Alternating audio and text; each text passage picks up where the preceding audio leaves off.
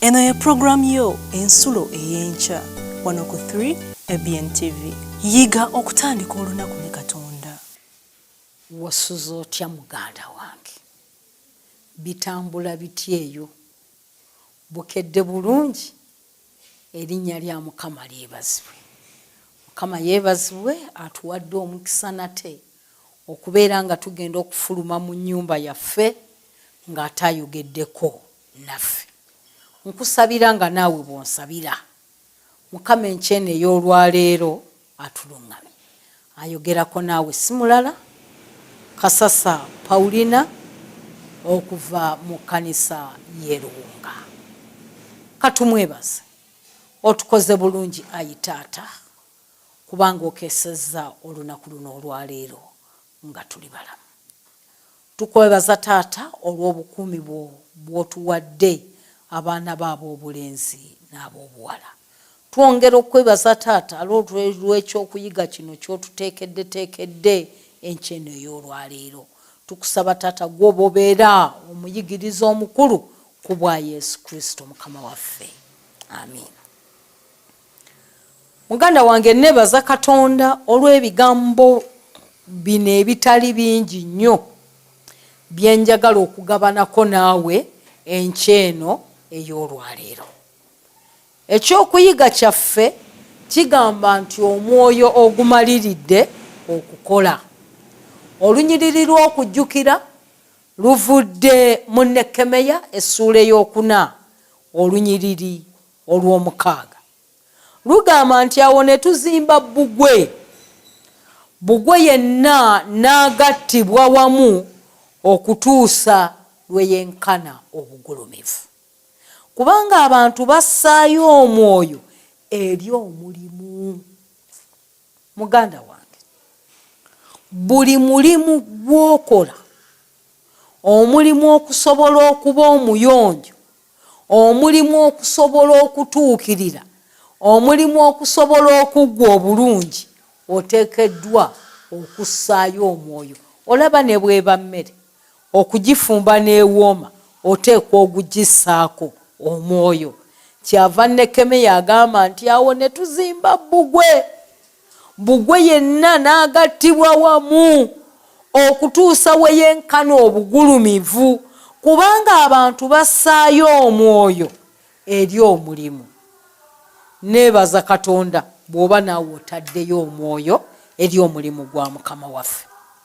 Omuwandiisi agamba nti Nekemeya we yatuukira mu Yerusaalemi yasanga ekibuga kiri mu matongo. Ekintu okubeera amatongo kitegeeza nti mwali temukyali bantu, kyali kizise nga toyina w'osobola kuyita, nga buli kimu kyayonooneka, nga matongo agawedde emirimu. Nti enteekateeka y'ennamutaayiika ey'okuzimba obuggya ekibuga yanditunuuliddwa ng'okusukkiriza mu kusuubira. Eno si ye Yerusaalemi eyali etemagana ku mulembe gwa kabaka Dawudi oba kabaka Keezeekiya. Ekibuga kyali kyazikirizibwa eggye lya Babulooni erirumbaganye, era n'abatuuze abaali basigaddewo baali baggwaamu dda omwoyo. Nekemeya yazzaamu abantu amaanyi okuzimba obuggya bbugwe w'ekibuga, omulimu w'ekitalo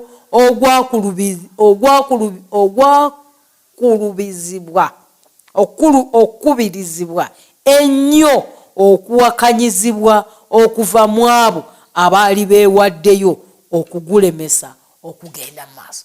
Ekyamazima buli kintu ky'obeera okola kibeerako abakiremesa.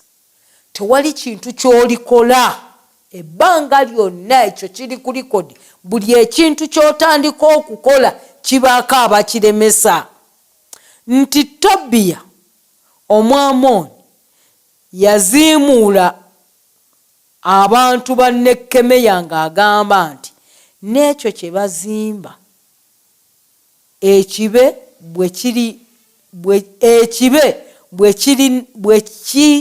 bwe kinaalinnya kinaasuula bbugwe waabwe ow'amaanyi. owulira okujerega okufaanaganako bwe kutyo omuntu n'agamba nti ekyo ky'ozimba n'ekiba obube bwe kinaalinnya kijja kisuula. Nekkemeya n'ayanukula nga yeegayirira eri Katonda okubanunula. Wulira ayi Katonda waffe, kubanga tunyoomeddwa, era za ekivume kyabwe ku mutwe gwabwe bo, obagabule okunyagibwa mu nsi ey'obusibe. Ebigambo bino bwe byabatuukako eby'okuyisimwamu amaaso, eby'okunyoomebwa, eby'okumalibwamu amaanyi, mwana wattu bo tebaabivaako. Nekkemeya yagenda bugenzi kubanga yali amanyi ekifo ekituufu ew'okulaga. N'agenda n'afukamira wansi n'asaba essaala n'ategeeza Katonda. Naye abantu abasinga tugenda kwebuuza ku bantu bannaffe gye tuddukira. Bassebo ne bannyabo tuyige okuddukira eri Katonda. Tuleme okuddukira eri Katonda bantu bannaffe kubanga oluusi nayo gye tuddukira ate we tugendayo bongera kutumalamu bumazimaanyi. Bo nabo ebintu bayinza okuba nga babiraba ng'omusajja ono Tobiya bwe yabiraba. Era singa Nekkemeya naye yatambula oba oliawo ng'abamu ku ffe bwe tukola, tebandizimbye Yerusaalemi.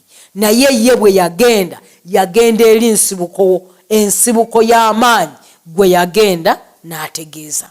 Omuwannyonnyozi ayongera okunnyonnyola nti obuwanguzi obw'enkomoledde obwateekateeka okuzimba buyinza okulabibwa mu nsonga Ssemasonga wammanga yeeriwa olunyiriri lwa 6 lugamba lutya? Katusomeyo. Olunyiriri olwaga nti ne ku mirembe gya Akaswero nga kyajja afuge obwakabaka ne buwandiika okuloopa abaali mu Yuda ne mu Yerusaalemi, nti abasajja bano bwe baatandika okuzimba, waliwo abantu abalowooza nti oba oliawo kabaka teyabitegeerako, ne bateekateeka okuwandiika ebbaluwa bagende baloope bakole olugambo nti abasajja baabano baagala kututolokako, abasajja baabano bafuuse bakyewaggula, bali mu kuddamu kuzimba. Naye biki ebyaddirira? Tuweewaawo bwaliwo okuwakanyizibwa okuyitirivu. Abalaba abaali beesomye okubaseeteeza abantu ba Yuda baakola n'omukono omunyiikivu okutuuka ku kye baali baluubirira. Abalala kye bandisisinkanye okubeera okuta ekitayinzika. Enjawulo yali nti bassaayo omwoyo eri omulimu. Baali beetekevu okuddukanya omulimu Katonda gwe yali atadde ku mitima gyabwe. Bassebo ne bannyabo mu buli mulembe ebisoomoozebwa ng'abaana ba Katonda tubisisinkana nga tuli bifaanagana. Bw'otunuulira guno omulembe gw'okuzzaawo Yerusaalemi, ffe tetugenda kuzzaawo Yerusaalemi ng'ekizimbe. Twagala kuzzaawo Yerusaalemi kwe kuzimba obulamu bwaffe obw'omwoyo. COVID kye yakola namba esinga obunene nga nange mwendi, yaleka emenyemenye Yerusaalemi yaffe ey'omwoyo. Tunulako mu kkanisa yo y'osinziza, ogenda kulaba nga abooluganda bangi tokyabalaba mu makanisa baggwamu amaanyi. Ng'ekyamazima Yerusaalemi efuuse matongo. COVID gye yatuleka tukola n'amaanyi, tetukyalina budde bwa kuyiga kigambo kya Katonda. Yerusaalemi yafuuka matongo. Tunulako olabe, weebuuze, mu kkanisa musigadde abantu bameka? Naffe abagituddemu olwaleero tuli ba luyongoyongo. Tufaanagana n'abo abaali baasigala mu Yerusaalemi nti twaggwamu amaanyi.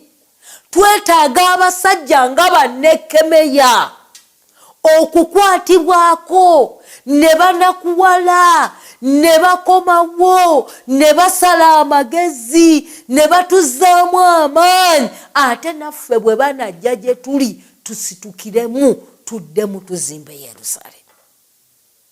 Bassebo ne bannyabo tuleme okufuuka ekisekererwa, tuzaŋŋanemu amaanyi tugende tunoonye bannaffe.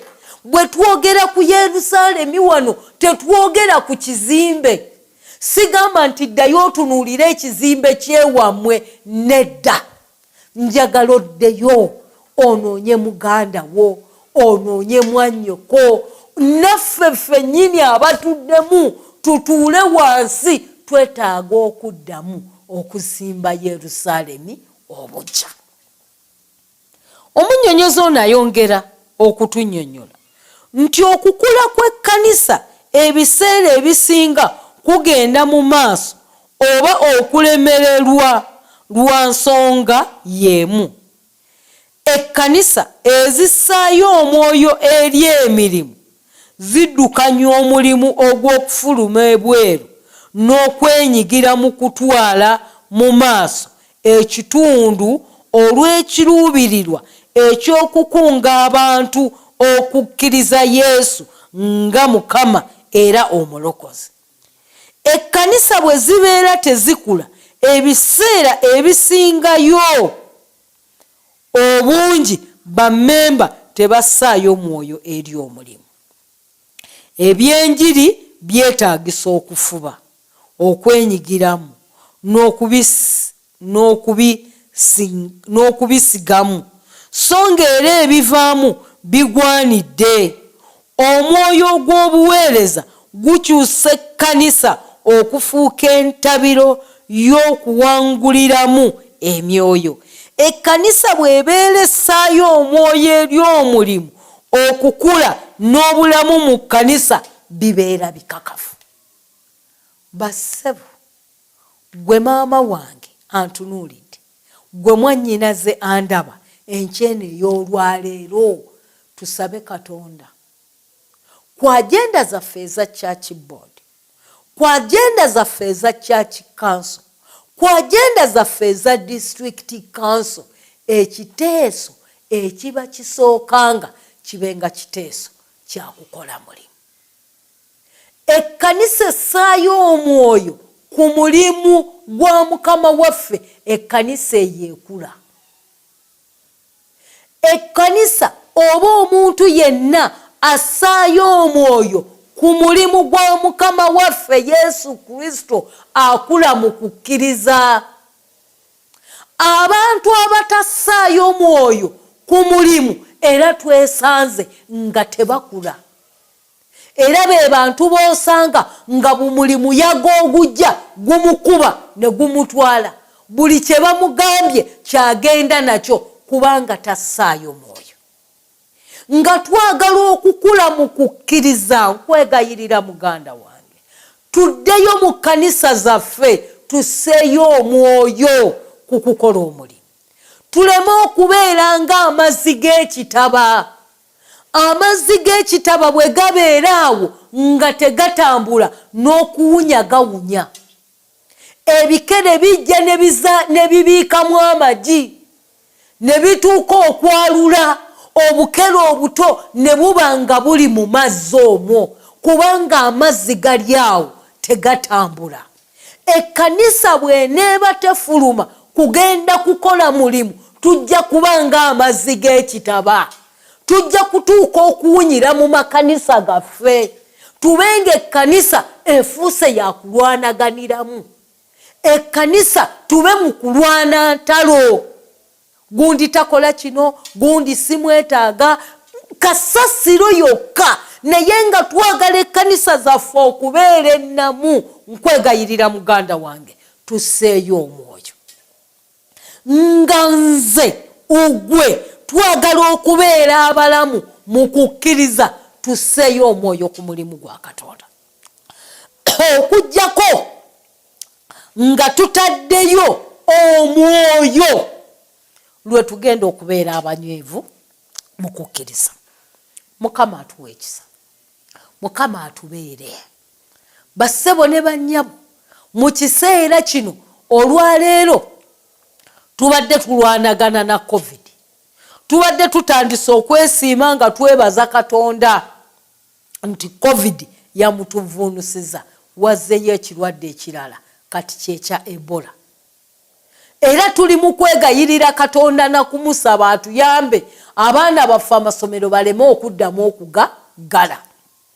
Naye ebintu ebyo buli lwe bijja ne baggalawo amakanisa birina gye bitutwala, bikosa okukkiriza kwaffe.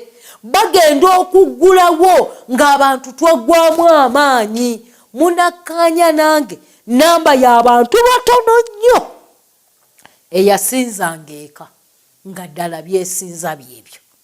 Era kyova olaba nti bwe baatuuka okuggulawo abaakomawo batono, ate naffe abaakomawo tuli awo bwe tutyo. Naye nga twagala okuddamu amaanyi, nga twagala okusimbula, nga twagala okukula, tusseeyo omwoyo ku mulimu gwa Katonda. Ekkanisa bassebo ziweddemu amaanyi, ekkanisa tezikula. Ekireetera ekkanisa okukonziba, ekkanisa n'ebeerawo omwaka ku mwaka, bwe walabamu era bw'olisanga n'ogitunuulira ng'erimu bakadde beereere, teyeeyongerako lwa nsonga nti tussaayo mwoyo ku mulimu gwa Katonda. Olaba kikwewuunyisa okyasanga ekkanisa ng'era abadinkoni bakazi battu abakootakoota be bakyakola obudinkoni. Lwaki? Nti ekkanisa tejjaamu bapya, tetugyongeddeeko olw'okuba tetufuluma bweru kugenda kukola mulimu gwa Katonda. Tuleme okwerowoozaako. Ne Kemeya yali asobola okwerowoozaako naga nti afutalolo wendindya nnywa njogera ne kabaka ebyeyo sikyetaaga kumanya, nze navaayo we natuula namala. Naye ne Kemeya yawulira obulumi nga bwe twalabye mu kyokuyiga kyaffe ekya28 n'ekya29, era bwe yabuulira teyatuula. Gwe leka kwata ku mumwa, leka kubeeraawo ne weewuunya, leka koma ku kwogera bwogezi nti ensi etutwalawa. Situkobeeko kyokola muganda wange, si gwe wekka. Ebyo mbikugamba nga nange mbyegamba nti kinkakatako okusituka tufulume, ate bwe tuba tugenda ebweru tuleme kutuusa mukolo, tuleme kulinda kanisa kuteekateeka zi effort. Gwe wennyini tandikira ku muliraano w'oli. Wulira ng'olumu olwa muganda wazikirira, wulira ng'olumu olwa maama we atannakkiriza mazima, wulira ng'olumu olw'omwana we yava mu kkanisa. Tusseeyo omwoyo baganda bange. Ekintu kyonna bw'otakissaako omwoyo tosobola kiteekako ngalo ne kivaamu bulungi. Buli kye tugenda okukola naddala ku lw'omulimu gwa Katonda tukikole n'amaanyi gaffe gonna, tukirowooze n'omutima gwaffe gwonna, tulowoolereze mu mulimu gwa njiri.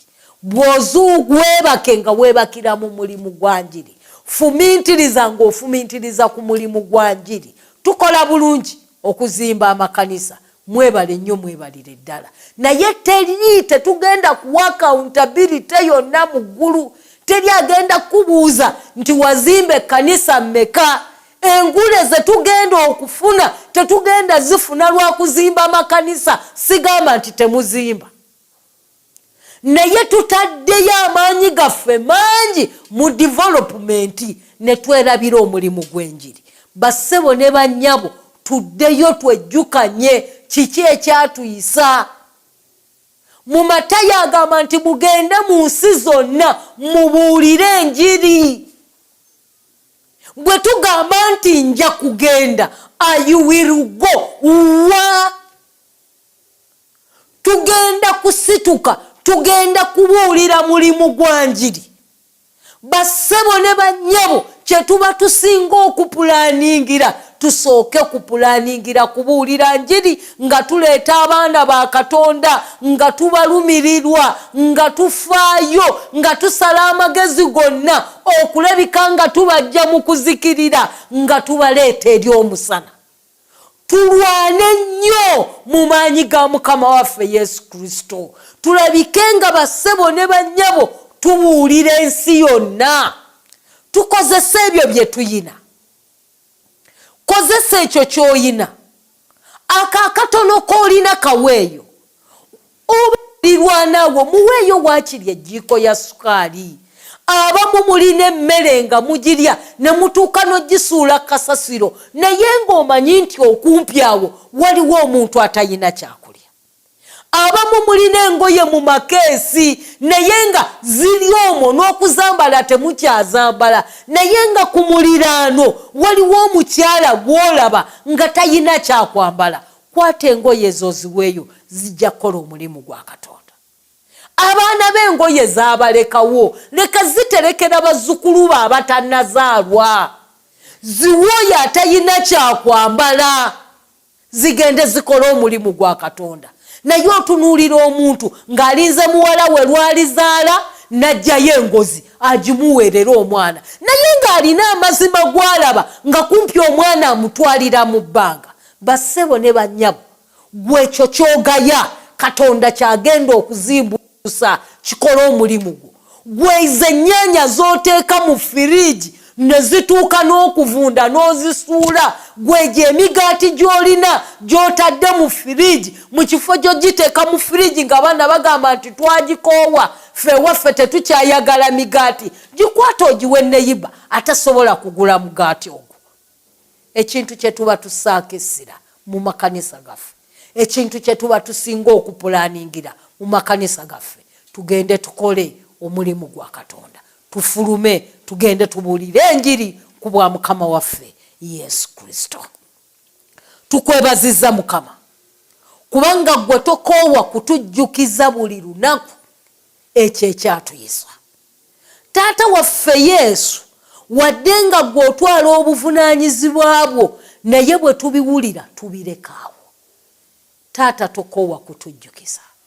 Sigala ng'otusindikira Mwoyo wo Omutukuvu ayongere okutuluŋŋamya.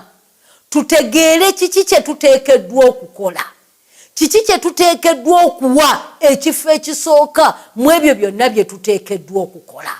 Taata tuwuzeemu amagezi, tuzzeemu okutegeera, tusobole okuzibuka amaaso, tuggule amatu gaffe tuwulire ekigambo kyo nga kyogera gye tuli. Ate bwe tukiwulira tuleme okubeera abawulizi b'ekigambo naye tubeere abakozi b'ekigambo. Tusituke tuve we tutudde, tulekeraawo okwetuulako, tugende tukole omulimu gwo.